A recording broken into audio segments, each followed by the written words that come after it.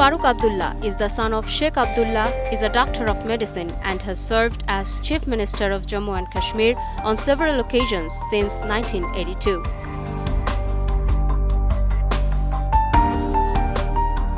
Abdullah was a novice in the political arena of Jammu and Kashmir when he was appointed President of the National Conference in August 1981. After his father's death in 1982, Farooq Abdullah became the Chief Minister of the state. He is now India's new and renewable energy minister.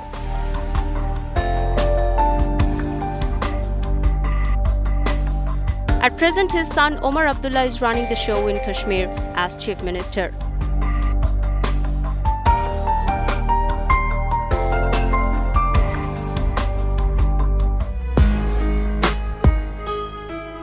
He was in Dhaka last week at a launch of Bangaldesh-India power grid, the first such venture between the two neighbors. The plant will be just 14 kilometers off the Sonargoan. No project India will take which will be detrimental to the environment. Dr. Abdullah had much to reflect on in a tete-a-tete with Tawfiq Imroz Khalidi, the editor-in-chief of BD News 24. How do you respond to the rise of Hifazat in Bangladesh? Closer relation between the nations. You just inaugurated the grid connectivity today. As this grid connectivity gets going, Bangladesh is going to get about 500 megawatts by November, 250 megawatts from Indian government companies and 250 megawatts from private companies. So, one good thing is that the transmission lines can take more power. And therefore, we hope that another 500 megawatts in the near future will be also coming to Bangladesh. how soon? So, in the coming year, By by November, you should have this 500 megawatts. And then we hope by further discussions that we are going to have with them, by next year, you will have another 500 megawatts. By, that will come in. by 2014, you say? Yes, you will have another 5 because your lines can carry that.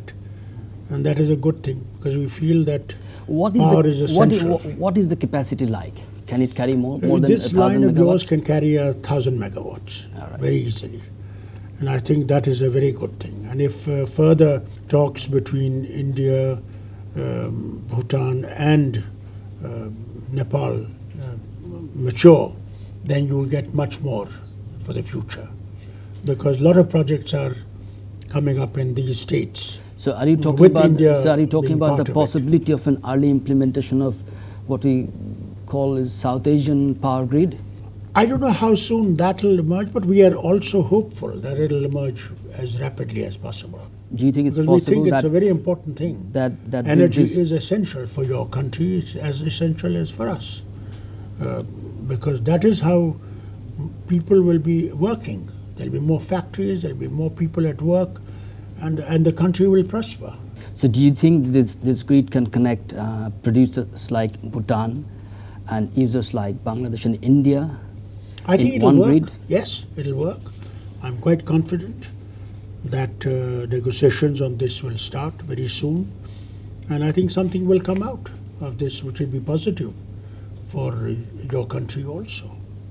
So it's not going to be just another political rhetoric No, by not at all. politicians. No. India doesn't believe in doing that. I think India means what it says because it is important that if we want to be friends, we have to deliver. And that is important. Because Delivery is important. India's commitment is crucial to it because all the countries in SAARC border India but not each other. So do you recognize that? Yes. So India has to do more than others? Yes, India realizes India should be like a big brother. It should work, and India is determined to see that the SAARC countries come more closer and the cooperation is far greater in these countries so that we emerge from darkness into light. As India's power minister, I'm sure you'd be very keen to augment India's power production, power capacity, as it is also an energy-starved or energy-hungry economy. Is India trying to revive its old proposal for a gas pipeline through Bangladesh from Myanmar, now that, as your Prime Minister says, as far that you as- have a friendly government in Dhaka? India wants to do that. India wants to have that Myanmar gas pipeline. And India is very much keen on it, and I hope it gets through rapidly, because it will not only benefit India, it will benefit you too. It will come through. So have you started or reopened negotiations with Myanmar? I don't know, and Bangladesh? because since I am not in the Ministry of Gas and things, but I can find out and I can let my ambassador, High Commissioner, let you know as to what the position is today. So it has to be a tripartite negotiation involving yes, it has both. to be, because obviously you are also there, and Myanmar is very next to you, so we feel that whatever we do, we'll have to also have you on board to be able to rapidly get on with it. What were the vibes like, when you met the Prime I think Minister they're very here? good vibes. I think Myanmar is also now very closely working. Have you with met India, and I anyone? hope, Have you met one of anyone these from days- Myanmar? Have you met I anyone? have recently, I told your advisor to the Prime Minister that we should work for bringing Myanmar also into SAARC, like Afghanistan came into SAARC, and China is one of the, also one of the partners in the SAARC. I think it's a very good idea if we bring Myanmar also into it, and so that this whole region benefits from each other. Tripura's Chief Minister Manik Sarkar said during Prime Minister Sheikh Hasina's visit about 2 years ago to Agartala that his government was willing to give away 100 megawatts of its share of power from this 726 megawatt Palatona gas-fired plant. More so because Bangladesh gave transit corridor for transportation of crucial equipment from one Indian state to another. But then he has said recently that this has not been possible. Why? Because Delhi has not moved on it. Why is that the case? I have no idea, but I will look into it as soon as I get back. I will talk to my Power Minister as well as talk to the Prime Minister that when this was agreed on, we should move on to it. I don't think we should have any difficulties in giving you 100 megawatts.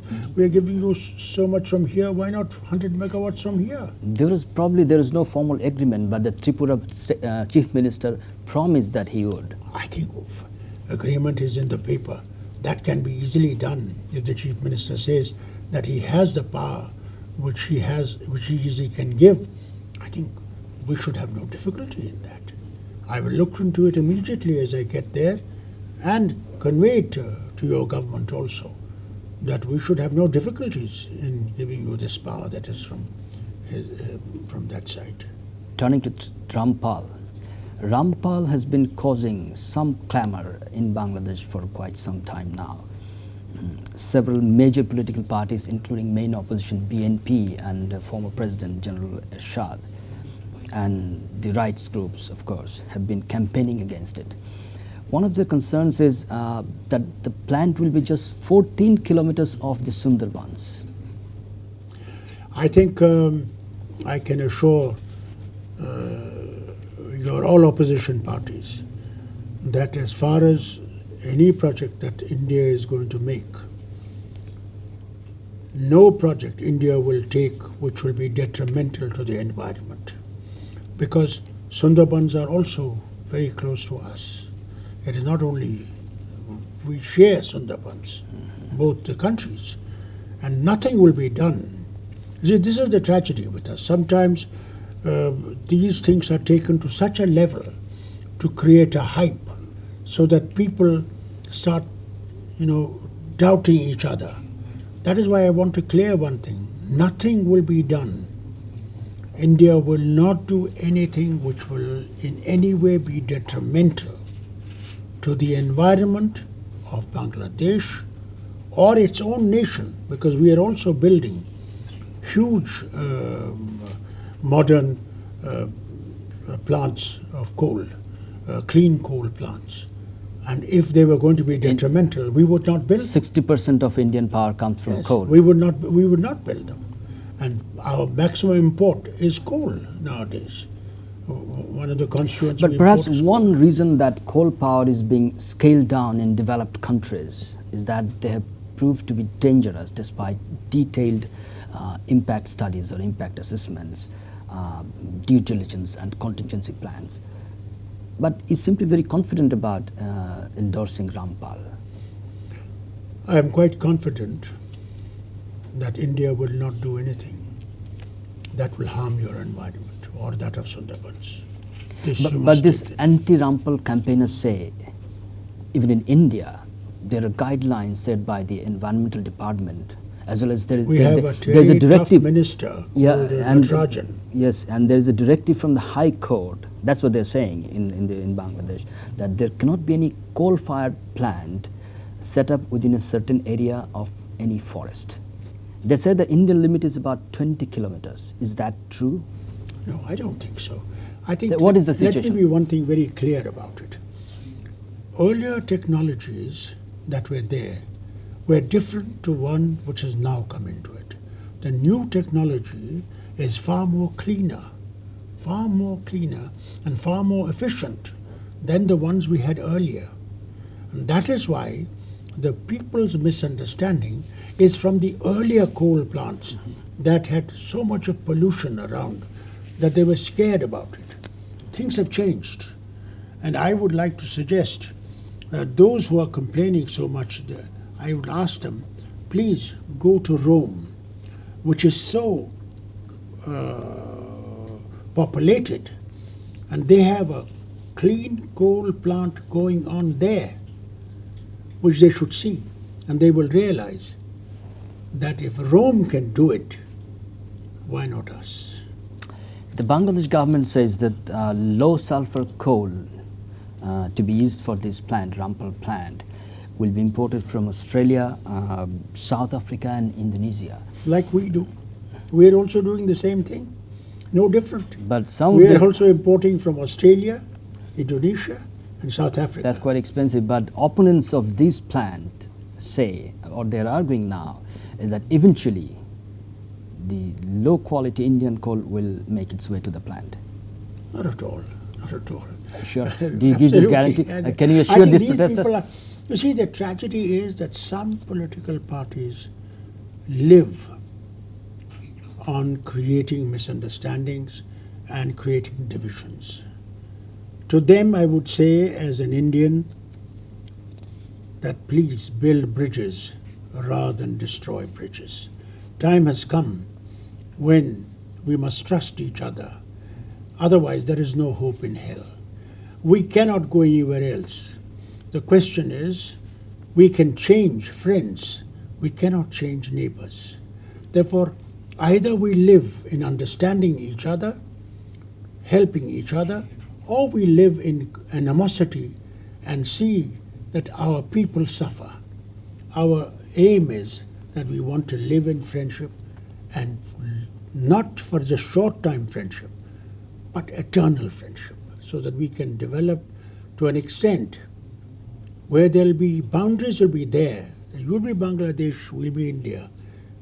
But unity will be such that nobody will feel that one is an enemy and one is a friend. The Sundarbans is not just a delicate ecosystem, Yes. but a source of livelihood for literally millions. Yes, yes. I have been to Sundarbans when Timber, honey, Yes. shrimp, fish, bamboo, they had etc. this There's so much to extract. cyclone. There is so much to extract. I went to cyclonic area of Sundarbans, and we gave them solar lighting because there was no lighting. Everything had gone off. So we are ourselves concerned. And that there is ecosystem has to be maintained. And there is astronomical potential, many say, for ecotourism, not very unlike the Dal Lake in Srinagar.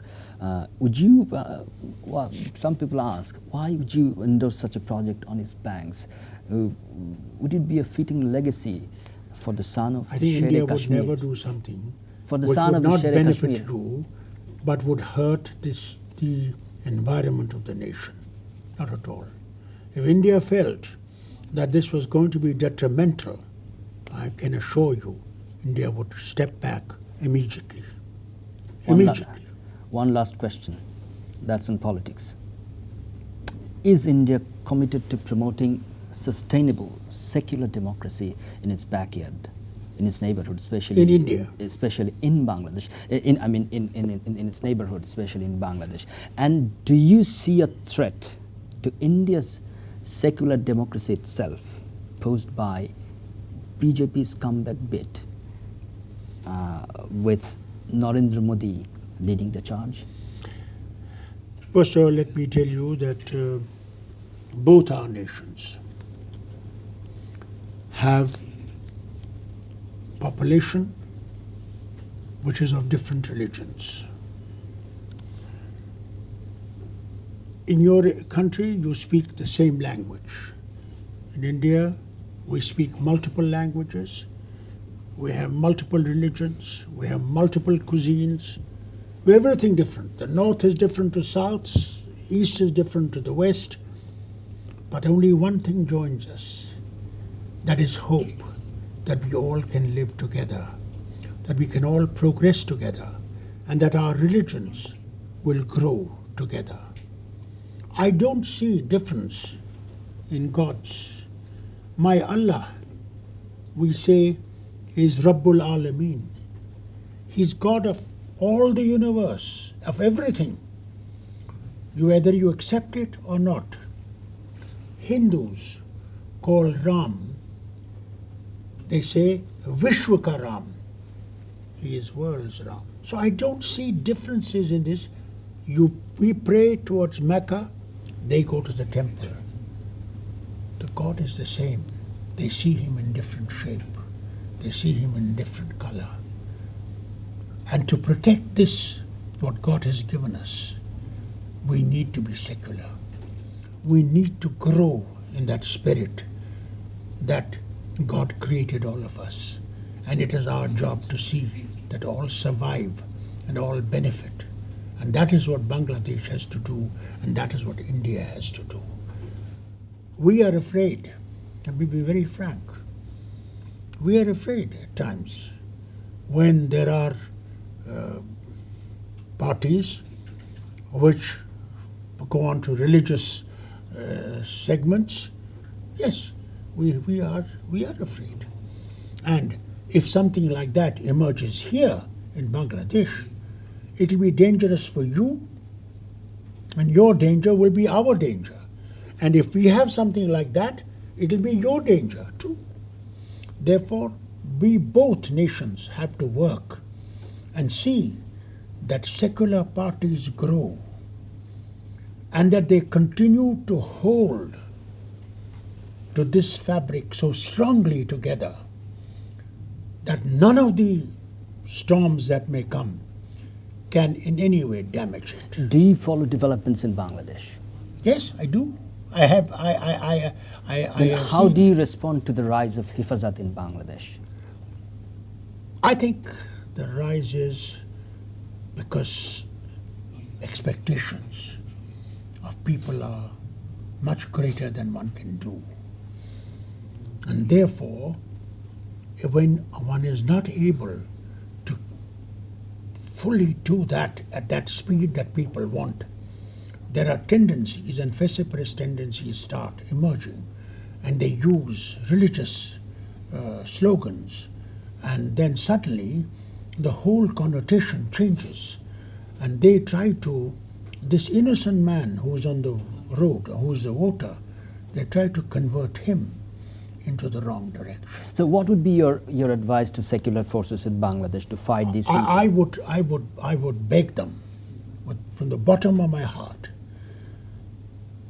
that we may not have achieved everything, but let us not forget from where we were in 1971 to where we are today, there is a tremendous difference. And this happened because we worked hard. And if we keep working hard and we keep secular traditions going, there is no doubt in my mind that whatever distance is left now, that will also be filled quickly. And you will find prosperity of the nation growing at much faster speed than having tendencies whereby we are going to hit each other, whereby we are going to create differences and have street fights have work suffer, that will be detrimental to the future of your nation, as much detrimental to the future of my nation. Dr. Farooq Abdullah, thank you so much. Thank you. Thank you so much for your time. Thank you. God bless you, and I hope you succeed in your endeavor to bring closer relation between the nations. Thank you so much. Thank you. Thank you.